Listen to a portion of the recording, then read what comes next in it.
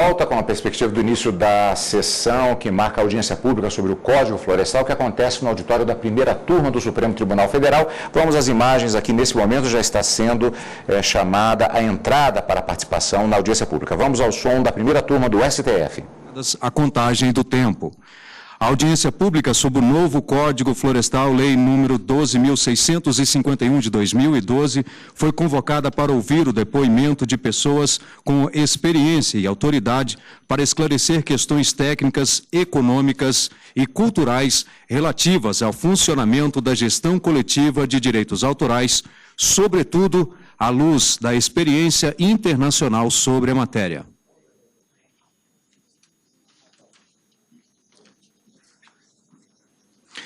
Solicitamos a todos que fiquem de pé para receber Sua Excelência, o senhor ministro Luiz Fux, acompanhado de Sua Excelência, a ministra Rosa Weber, e do Procurador da República, senhor Obiratã Caseta, neste ato representando o Procurador-Geral da República.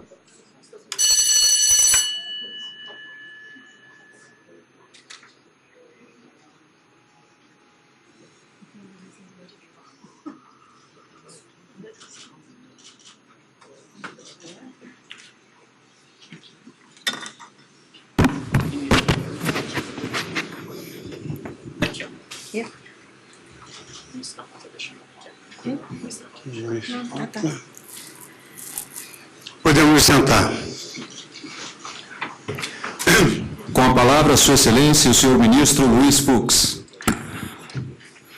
Queria, preliminarmente, agradecer a presença de Sua Excelência, o senhor Procurador da República, Obiratã Caseta, que aqui representa o Procurador-Geral da República, doutor Rodrigo Janot, da Ministra de Estado do Meio Ambiente, ministra Isabela Mônica Vieira Teixeira. Queria também louvar a presença dos integrantes da magistratura brasileira aqui presentes, professores docentes, os discentes, alunos que estão aqui presentes, os jornalistas, os servidores do tribunal e de outros tribunais, autoridades, enfim, presentes, minhas senhoras e meus senhores.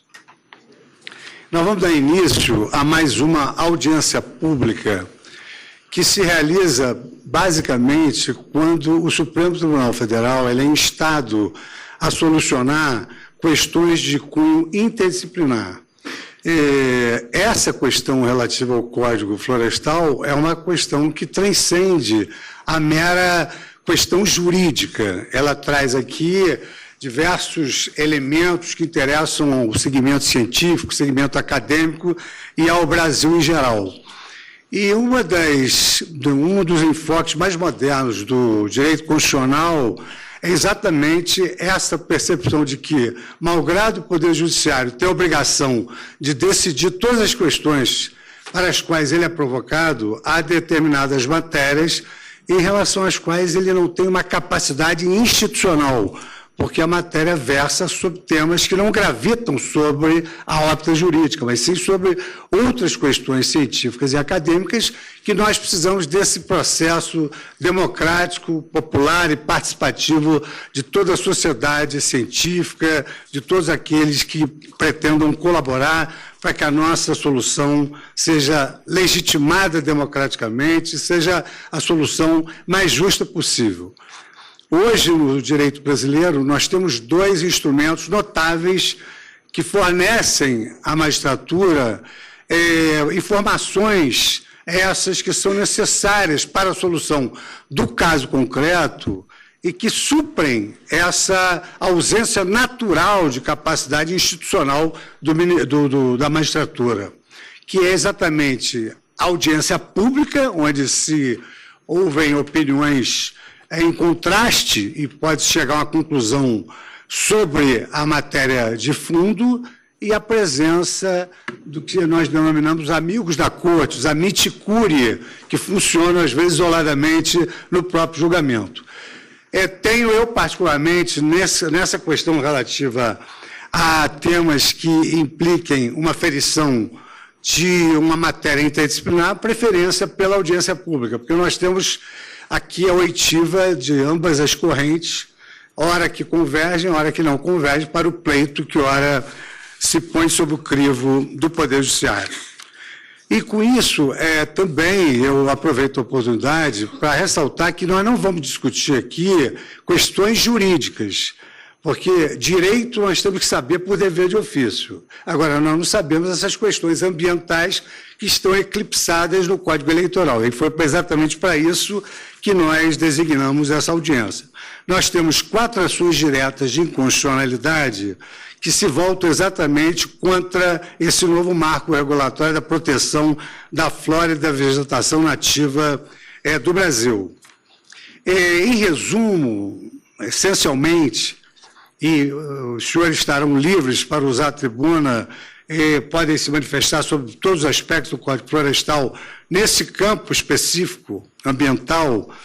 Em suma, as ações diretas, elas questionam modificação do regime jurídico da proteção ambiental da reserva legal, da área de preservação permanente, APP, e a regulação do cadastro ambiental rural, CAR, sem prejuízo também de questionar a regulação da cota de reserva ambiental. Então, gostaria que todos aqui que participam dessa audiência pública estivessem imbuídos desse espírito, que estão colaborando para que a decisão do Supremo Tribunal Federal seja o quanto possível aproximada de uma realidade ambiental e que, com isso, nós possamos conceder à decisão a legitimação democrática que todas as decisões da Suprema Corte precisam obter junto à sociedade. Com essas palavras, eu gostaria de saber se o Ministério Público gostaria de se pronunciar. E está presente aqui a ministra do Meio Ambiente, que veio colher as informações que são necessárias para que se possa depois, no momento oportuno, se pronunciar sobre tudo quanto ouviu nessa audiência. Dito isso, eu gostaria de ter a lista dos expositores que disporão de 10 minutos para a sua exposição. É muito importante que obedeçam o prazo, podem ficar aquém, mas nunca ir além, porque sacrifica a intervenção do colega que atua subsequentemente. A audiência é realizada hoje, uma segunda-feira, mas amanhã nós temos sessão da turma, temos sessão do TSE à noite, de sorte que os processos precisam ser analisados ainda. Vamos fazer um grande esforço, vamos terminar nessa tarde ainda essa audiência, seguindo, evidentemente, essa ordem dos trabalhos e o cumprimento do tempo regimental. Pois não. Se você pedir para que eles vão para o segundo andar, todos estão em pé, o resto está aberto. Tá? Os expositores fiquem em seus lugares já aqui. Já é. Já está. Bom, há lugares aqui na primeira bancada, que deve ser do primeiro tempo da nossa audiência, com os expositores, que devem ocupar os seus lugares. Aqueles que participam com interesse na audiência, eu indico que há lugares disponíveis no andar superior, que também permite uma visualização de todo o debate que aqui será travado, para que a audiência deve ser longa e muitos estão de pé, de sorte que podem usufruir do nosso auditório superior. Então, eu agora, muito embora normalmente nas audiências os expositores já estão devidamente alinhados na mesa, mas não tomaram seus lugares, eu convidaria para ocupar a tribuna, para a primeira exposição, pelo tempo regimental de 10 minutos, o professor Dr. Jean Paul Mesger, da Universidade de São Paulo.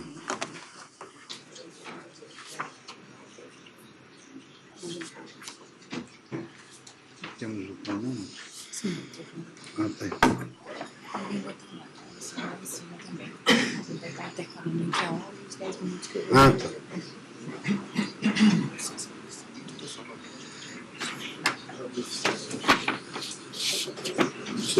Deixa com a câmera.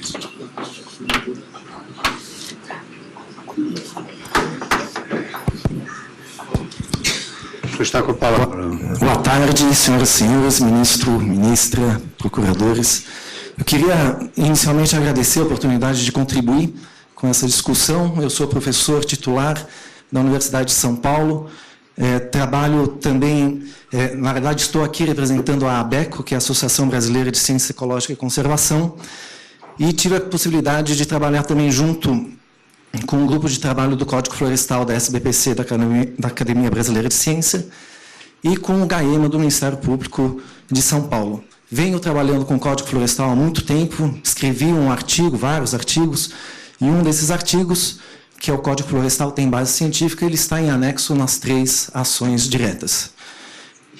Eu queria, inicialmente, chamar a atenção para a importância e a responsabilidade da nossa decisão aqui. Nós estamos falando da Lei de Proteção da Vegetação Nativa, que é a principal lei que rege sobre proteção de vegetação nativa em propriedades particulares. Isso não é pouca coisa. Por quê? Porque isso representa 56% da vegetação nativa no Brasil, e no caso de alguns biomas, como o bioma da Mata Atlântica, isso representa 90% dessa vegetação. E, ademais, é da boa implementação dessa lei que será possível assegurar ao mesmo tempo, garantir ao mesmo tempo segurança alimentar, hídrica, climática e conservação da biodiversidade. Qualquer implementação da lei que privilegie apenas um desses aspectos em detrimento dos demais não é uma boa implementação dessa lei.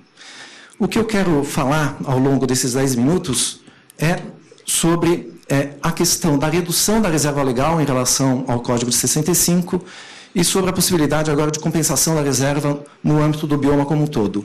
E a minha estratégia de apresentação é fornecer evidências científicas de que essas mudanças estão afetando o artigo 225 da Constituição na medida em que eles prejudicam processos ecológicos essenciais e a sadia qualidade de vida. Começando com a redução da reserva legal, as porcentagens de 80%, 35%, 20% permaneceram as mesmas. No entanto, vários artigos levam a uma redução de fato na proteção das reservas legais. E eu incluo aqui o cômputo de APP em reserva legal, a anistia fornecida a pequenos proprietários, alguns empreendimentos públicos de não restauração da reserva legal, a permissão de plantio de até 50% de espécies exóticas nessas reservas legais e a consolidação de áreas que foram desmatadas com a legislação vigente à época. Tudo isso leva a uma redução na reserva legal. Qual que é a consequência disso? Eu estou aqui representando a ABEC, uma associação de ecologia, e eu vou fazer uma ênfase em biodiversidade e eu vou utilizar os resultados de um dos projetos que provavelmente é o projeto mais amplo de fragmentação da Mata Atlântica. Foram 10 anos de coleta com diferentes grupos taxonômicos em 6 paisagens do Planalto Atlântico, mais de 65 áreas amostradas, ou seja, um projeto muito robusto. E um dos principais resultados desse projeto, que foi publicado na revista Science, na prestigiosa revista Science, é que a perda de espécies em função da perda de cobertura florestal não se dá de uma forma regular.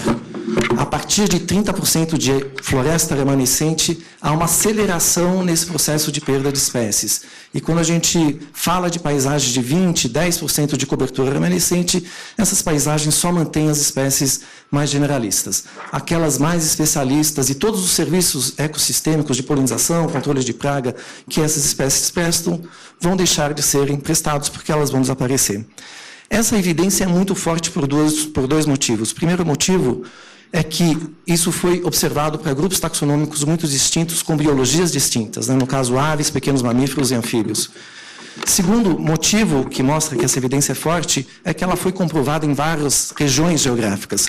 Foi inicialmente no Planalto Paulista, depois no Nordeste com sapotáceas e mirtáceas, com plantas, e agora, muito recentemente, foi também comprovada na Amazônia com um limiar aí de 40%. Ou seja, há uma clara evidência científica que há um mínimo de quantidade de vegetação nativa necessária para se manter diversidade biológica em paisagens modificadas pelo homem.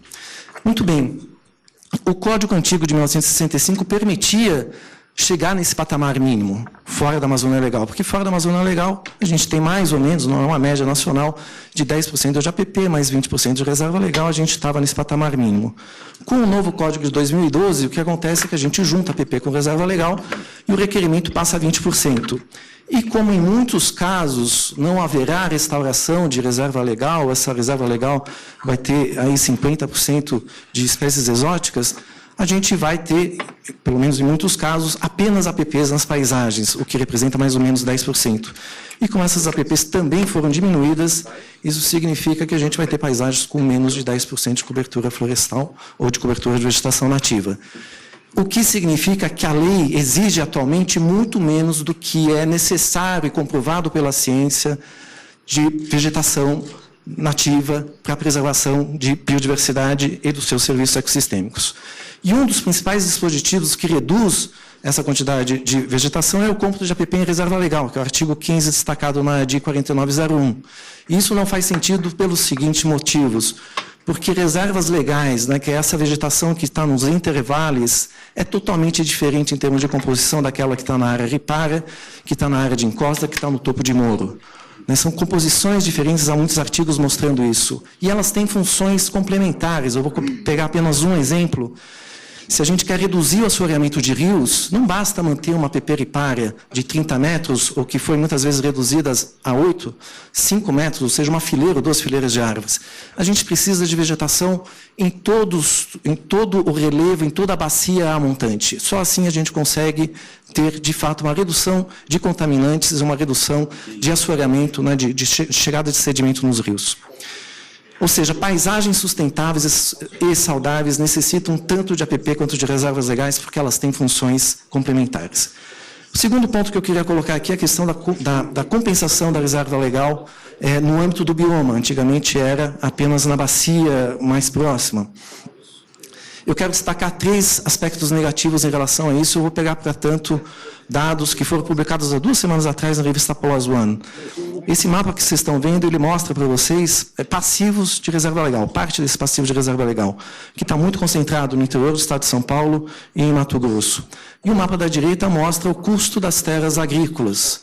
Vamos pegar o exemplo de São Paulo, né? O proprietário que está no interior de São Paulo, que tem um passivo de Mata Atlântica, ele não vai compensar em São Paulo, ele vai compensar no Nordeste, porque o preço da terra no Nordeste é muito menor. Qual que é o problema disso? O primeiro problema disso é que essa compensação ela não é feita com áreas equivalentes, porque o bioma Mata Atlântica, assim como todos os outros biomas, eles são heterogêneos. Eles têm zonas de endemismo, eles têm regiões biogeográficas, cada região biogeográfica tem espécies específicas, ou seja, quando eu deixo de proteger a mata do interior do estado de São Paulo e protejo no Nordeste, eu não estou compensando, né? Eu estou, na verdade, protegendo coisas diferentes. Então, não há equivalência em termos de composição. Mesmo se essa compensação for feita dentro do estado, ela, em geral, vai ocorrer do interior, onde tem pouca mata, para o litoral, onde tem muita mata. E isso é problemático, porque o interior que mais precisa de restauração para atingir aquele patamar de 30%, ele vai permanecer com aquela quantidade de mata. E, no caso do litoral, esse patamar já está acima dos 30% e não há adicionalidade em termos de conservação. Terceiro ponto que eu acho que é importante é que pode não haver também equivalência em termos de função. Ou seja, quando eu retiro a mata, eu deixo de restaurar a mata que está no sistema Cantareira, que protege reservatórios importantes, que garantem ou ajudam, na realidade, a segurança hídrica da cidade de São Paulo, e transfiro isso para o litoral, eu perco essa função dessa mata de proteção desses reservatórios. Quem sabe a compensação com menor equivalência que existe é a de reserva legal em unidade de conservação. Esses dois são instrumentos totalmente distintos e complementares, né? As unidades de conservação são responsabilidades do Estado de proteger áreas extensas, hotspots de biodiversidade. A reserva legal é de responsabilidade do proprietário e de proteger parte dessa vegetação, em geral em fragmentos menores,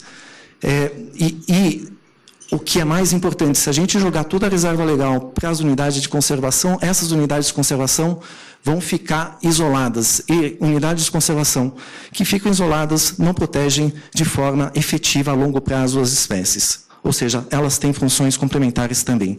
Consequência disso tudo, eu já estou acabando, é que, e aí eu estou pegando projeções do INPE e do IPEA, com colaborações internacionais, é que o novo Código Florestal, na verdade, vai manter a cobertura florestal, que é essa linha verde mais escura. Se a gente quiser aumentar essa cobertura florestal, a gente precisa fazer ajustes ao Código. Em consequência, o Brasil não vai cumprir vários dos seus compromissos internacionais, como a restauração de 12 milhões de hectares, que está previsto no Plano AVEG, que é um compromisso assumido em Paris, na Convenção de Mudanças Climáticas. Nem vai atingir muitas das metas de Aichi.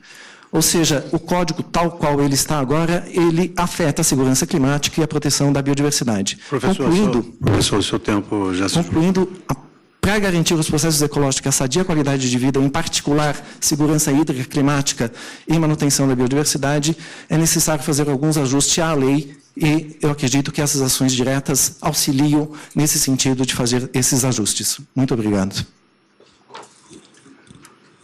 Eu